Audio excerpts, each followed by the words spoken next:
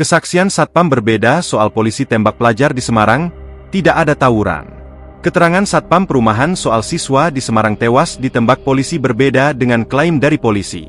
Kabarnya penembakan tersebut karena adanya tawuran gangster. Kapolrestabes Semarang Kombes Pol Irwan Anwar membenarkan bahwa seorang anggota polisi terlibat dalam insiden penembakan terhadap seorang pelajar SMKN 4 Semarang berinisial GRO. Korban diketahui tertembak di bagian pinggul, namun kepolisian masih menunggu hasil visum untuk memastikan rincian kasus tersebut. Kami sedang menunggu hasil visum dari rumah sakit. Tampaknya memang ada luka tembak, ujar Irwan saat ditemui di Mapolrestabes Semarang pada Senin, 25 November 2024, malam. Irwan menyatakan bahwa korban diduga merupakan anggota kelompok gangster Pojok Tanggul yang terlibat bentrokan dengan gangster Seroja.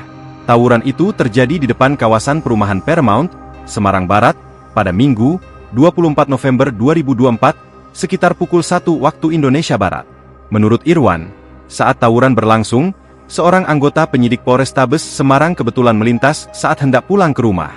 Anggota polisi tersebut mencoba melerai bentrokan namun justru mendapatkan serangan.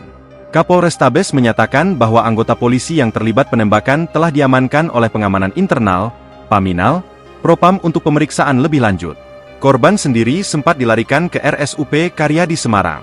Uniknya, pihak yang membawa korban ke rumah sakit ternyata adalah lawan tawurannya dan anggota polisi yang terlibat.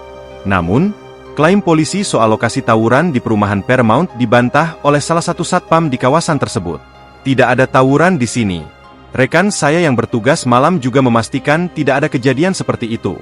Kalau ada tawuran, kami pasti tahu dan melapor ke atasan, ujar satpam yang enggan disebutkan namanya.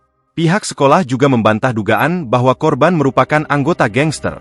Staf kesiswaan SMKN 4 Semarang, Nanang Agus B., menyatakan bahwa korban dikenal sebagai siswa berprestasi.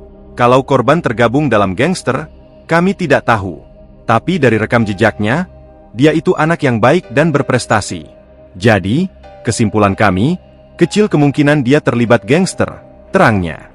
Download Tribun X sekarang, menghadirkan lokal menjadi Indonesia.